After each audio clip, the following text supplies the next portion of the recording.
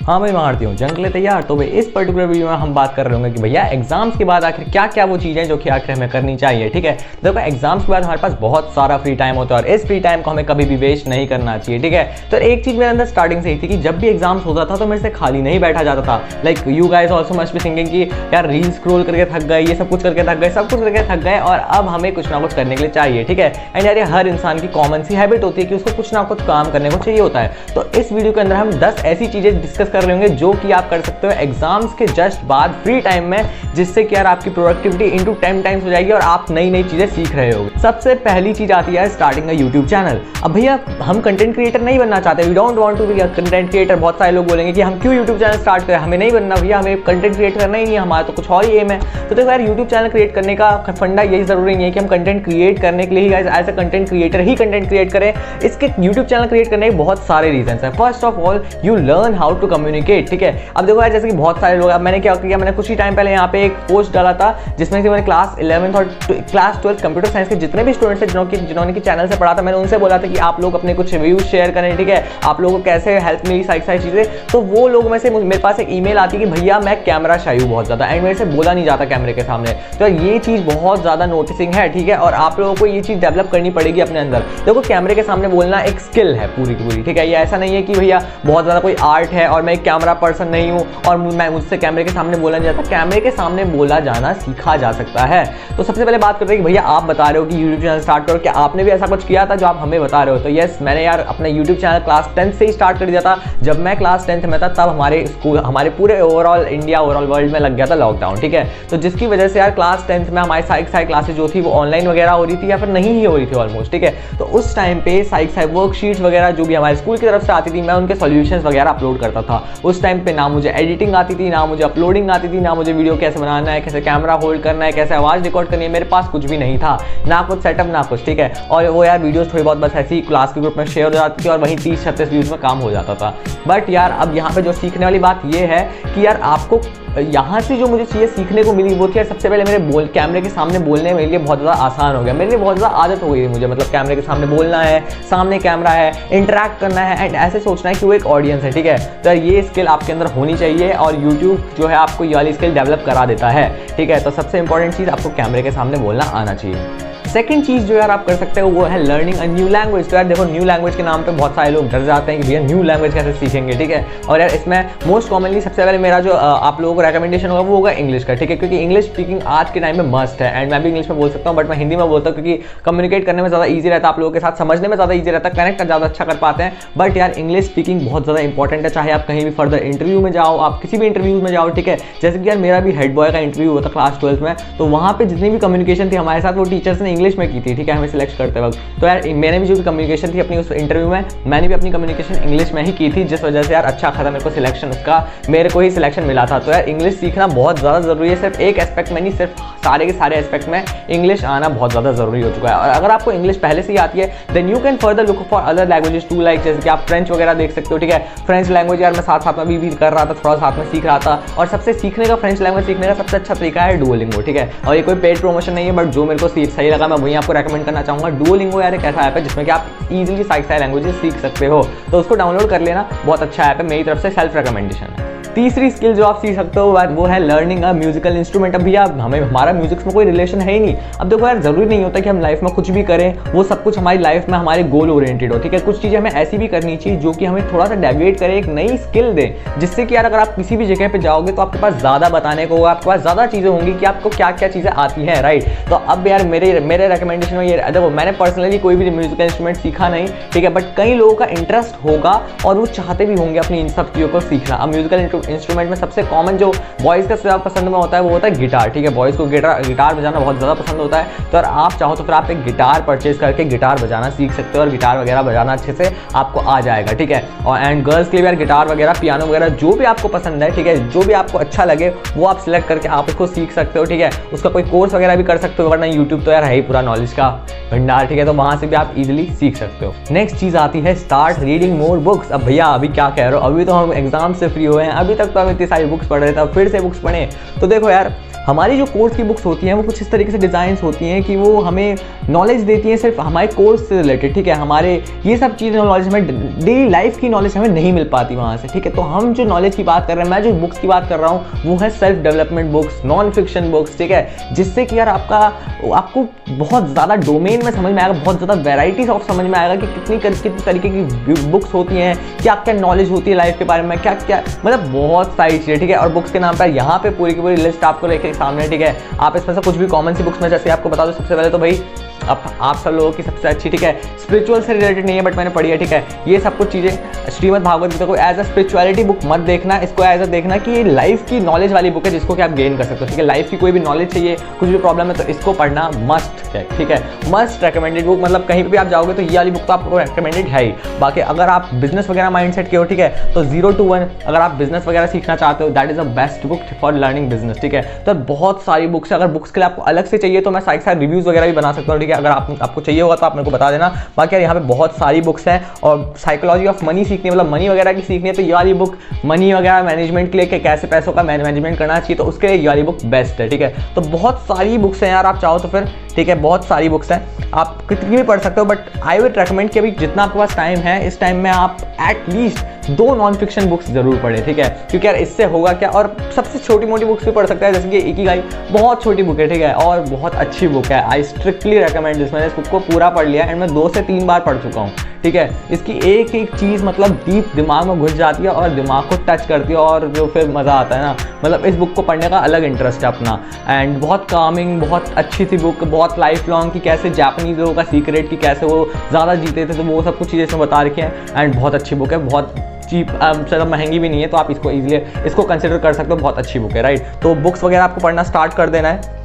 और बुक्स की रिकमेंडेशन यार मेरे पास बहुत ज़्यादा आ जाएंगे, क्योंकि मैं बुक हॉलिक हूँ, ठीक है, मैं बहुत ज़्यादा बुक्स पढ़ता हूँ, तो बुक्स के लिए तो आप मेरी लिस्ट सुनते सुनते खत्म नहीं होगी। तो यार बुक्स वगैरह आपको बहुत ज़्यादा पढ़नी चाहिए। इसके बाद नेक्स्ट चीज़ जो हमारी आती है, that is your personality development. अब भैया पर्सनैलिटी डेवलपमेंट कैसे हो? अब देखो यार, पर्सनैलिटी डेवलपमेंट के लिए मैं आपको बताता हूँ, मैंने कई सारे मेरे फ्रेंड्स थे, उनमें से एक फ्रेंड था मेरा, तो फिर वो उसने क्या था, पर्सनैलिटी डेवलपमेंट का कोर्स कर रखा था पूरा का पूरा।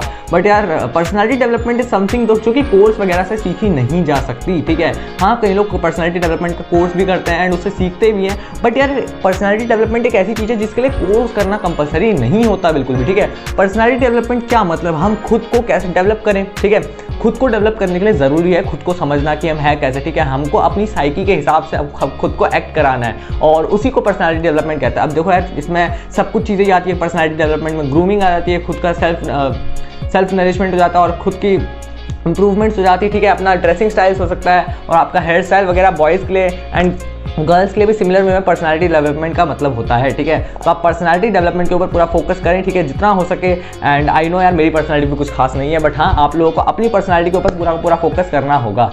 नेक्स्ट चीज़ आती है हमारी फाइनेंशियल मैनेजमेंट। अब देखो यार, फाइनेंशियल मैनेजमेंट क्यों जरूरी है भैया? मान लो यार, आपने 10th से एग्जाम पास किया, 11th से पास किया, 12th से एग्जाम पास किया, जो भी आपने 9th 10th 11th 12th आपने कुछ ना कुछ क्लास पास की है, तो इस टाइम पे बहुत ज़्यादा इंपॉर्टेंट हो जाता है आपके लिए फाइनेंशियल मैनेजमेंट सीखना। क्योंकि यार जिस टाइम से हमारी जिस टाइप से इवॉल्वमेंट हो रही है ना, जितनी ज़्यादा जल्दी जल्दी AI वगैरह आ रहा है, और जितनी भी फील्ड चेंज होती जा रही है, तो यहाँ पे हमारे लिए बहुत ज़्यादा इंपॉर्टेंट हो गया कि हम फाइनेंशियल मैनेजमेंट सीखें कि अपने फाइनेंस को कैसे मैनेज करें, ठीक है। क्योंकि आज के टाइम पे देखा जाए तो फिर बहुत हमें छोटी एज से आजकल जो बच्चे हैं उनको पॉकेट मनी वगैरह भी मिलती है, हमें तो कुछ मिलती नहीं थी, बट आजकल जो है हमारे लिए चीज़ें इंपॉर्टेंट हो गई हैं। And if you are in 11th and 12th, तो आपको यार खुद के एक्सपेंस मैनेज करना आना चाहिए। क्योंकि यार आप हो सकता है आप जो JEE नीट के स्टूडेंट्स हैं वो अलग से अपने कोटा वगैरह में पढ़ते होंगे, तो जहाँ पे भी आप जैसे भी पढ़ते हो तो आपको फाइनेंस मैनेजमेंट करना आना चाहिए, क्योंकि एक बेसिक स्किल है, ठीक है। अब यहाँ पे होता क्या है, स्टूडेंट्स अपने खर्चे को जो होता है नोट डाउन नहीं करते। सबसे बढ़िया वे है फाइनेंस मैनेजमेंट का, यहाँ पे अलग से कोई कोर्स वगैरह करने की जरूरत नहीं होती है, बट क्या है, you can just track your record कि यार कहाँ पे क्या खर्चा हुआ, कितनी चीज़ों में खर्चा हो रहा है, मेरा ज़्यादा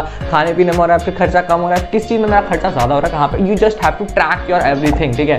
और ये बहुत अच्छी चीज़ होती है, ठीक है, खुद को ट्रैक करना कि मेरे आपके मोस्ट एक्सपेंसेस मेरे कहाँ जा रहे हैं, उन चीज़ों को ट्रैक करना और उनका एक रिकॉर्ड रखना, ताकि हम लोग खुद को समझ पाएँ कि यार हम कैसे एक्ट करें नेक्स्ट मंथ कि हम ज़्यादा सेव कर पाएँ और फर्दर लाइफ में ग्रो कर पाएँ।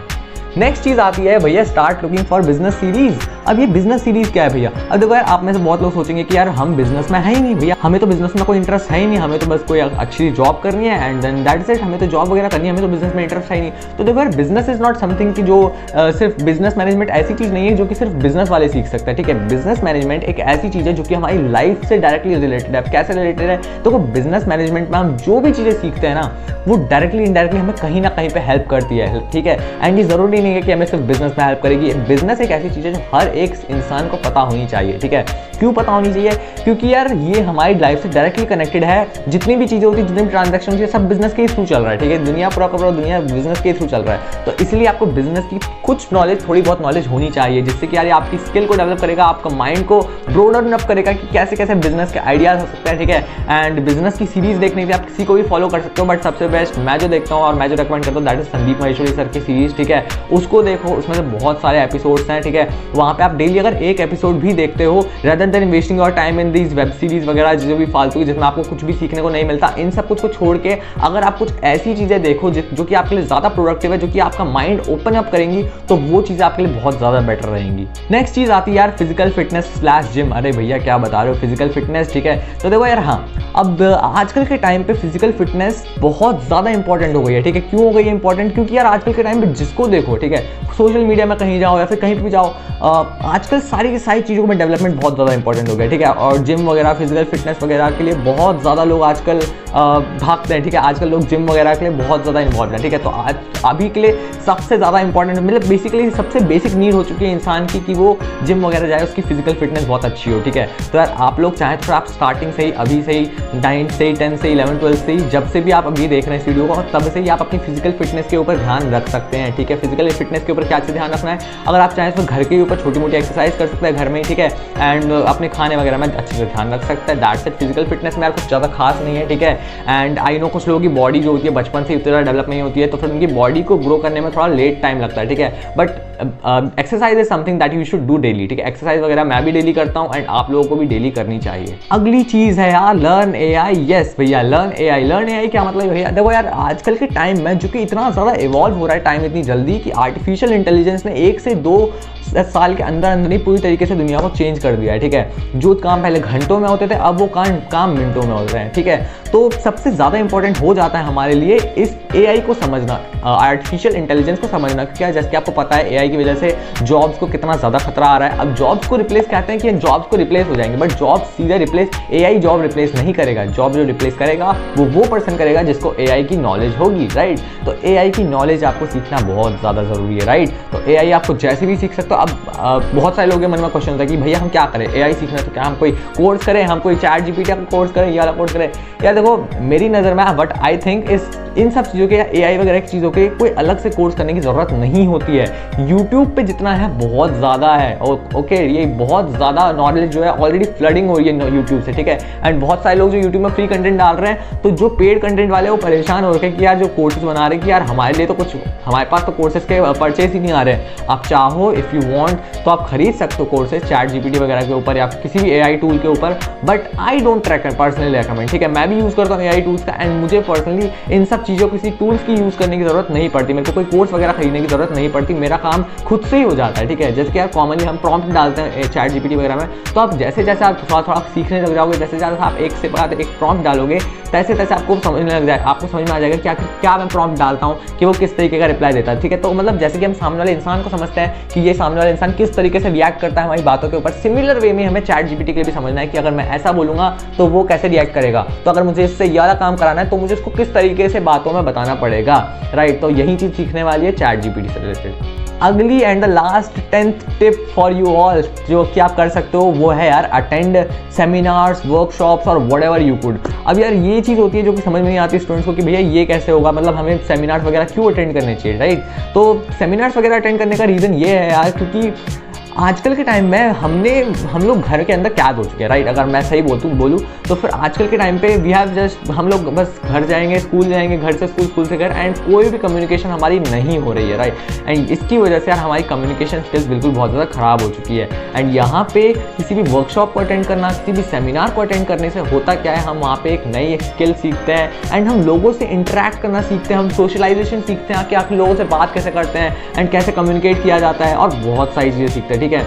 लाइक हम अगर जितना ज़्यादा डाइवर्स लोगों के साथ रहेंगे, जितना ज़्यादा डाइवर्स लोगों से मिलेंगे, उतना ही ज़्यादा हमारी कम्युनिकेशन स्किल्स अच्छी होगी, उतना ज़्यादा हमारी नॉलेज ब्रॉड होगी, राइट, एंड उतना ज़्यादा हम सामने वाले लोगों को समझ पाएंगे, उनकी साइकी को समझ पाएंगे। तो यार यहाँ पे अगर आप बोलोगे कि भैया कौन से सेमिनार्स वर्कशॉप्स अटेंड करो, कोई भी अपने आसपास में जो भी आपके आसपास हो, जहाँ से भी आप वीडियो देख रहे हो, कुछ ना कुछ वर्कशॉप्स होती होंगी। आप ऑनलाइन गूगल वगैरह भी करोगे तो आपको मिल ही जाएंगे कुछ ना कुछ वर्कशॉप्स, ठीक है। ऑफलाइन वर्कशॉप्स उनको अटेंड करो, वहाँ पे जाओ, वहाँ पे आप किसी भी चीज़ से रिलेटेड हो सकता है वो कोई आर्ट से रिलेटेड हो, कोई गिटार वगैरह, कुछ भी किसी भी चीज़ से रिलेटेड वर्कशॉप होती रहती है। अगर कोई फ्री वर्कशॉप है तो ज़रूर जाओ, अगर कोई पेड वर्कशॉप है और आप अगर उसको खरीद सकते हो, परचेस कर सकते हो, तो उसको भी अटेंड करो, राइट। एंड यार यहाँ पे मैं भी अभी रिसेंटली एक सेमिनार में गया था, that is Sandeep Maheshwari sir का सेमिनार जाता है, उसका अमेजिंग एक्सपीरियंस, ठीक है। इतने सारे लोगों के साथ मिलना बहुत ज़्यादा बढ़िया एक्सपीरियंस होता है, ठीक है। तो आप चाहो तो आप वहाँ पे संदीप महेश्वरी सर के सेमिनार में भी जा सकते हो, that is also amazing choice, ठीक है। वहाँ पे जाके आप लोगों से कम्युनिकेट कर पाओगे और सामने सर को सुन पाओगे एंड बहुत सारे बढ़िया एक्सपीरियंसेस मिलेंगे आपको जब आप बाहर जाओगे, ठीक है। तो यार यही थी कुछ 10 चीज़ें जो कि आपको करनी चाहिए अब, ठीक है। एंड यार ये सारी चीज़ें सुन रहे होगे आप, बट प्लीज़ जो भी लोग सुन रहे हैं इसको इम्प्लीमेंट करना ज़्यादा ज़रूरी है। सिर्फ सुनने से पता तो बहुत सारे स्टूडेंट्स को है या फिर पता तो बहुत सारे लोगों को है, बट यहाँ पे भी दिक्कत ये आती है कि हम लोग इसको इम्प्लीमेंट नहीं करते हैं ग्राउंड लेवल पे। तो प्लीज़ आई वुड रिक्वेस्ट कि इन 10 में से एटलीस्ट अगर आप 7 चीज़ें भी फॉलो कर देते हो तो आप एक साल के बाद, एक साल भी नहीं, शायद आप 2 से 3 महीने के बाद, जो भी आपका एग्जाम के बाद का गैप है, जब आप टीचर्स वगैरह जो आपको पढ़ाते नहीं, उतना ज़्यादा स्टडीज़ पे आपका फोकस नहीं होता, आप लोग फ्री टाइम समझते हो इसको, उस पर आप कुछ नया ही सीख रहे होगे, ठीक है। तो प्लीज़ इस टाइम को अच्छे से इन चीज़ों पर डिवोट करो, कुछ ना कुछ नया सीखो और आगे बढ़ो। So that's all for this video, and share करना इस वीडियो को अपने फ्रेंड्स के साथ जो भी अगर आपको पसंद है, और इन चीज़ों को फॉलो अप करना, ठीक है। मिलते हैं आपसे नेक्स्ट वीडियो में क्या क्या आपको कमेंट में कर देना अपने आइडियाज, जो भी आपको नई वीडियो चाहिए, बुक से रिलेटेड या फिर किसी भी चीज़ से रिलेटेड, तो कमेंट में बताना। See you in the next video, bye bye.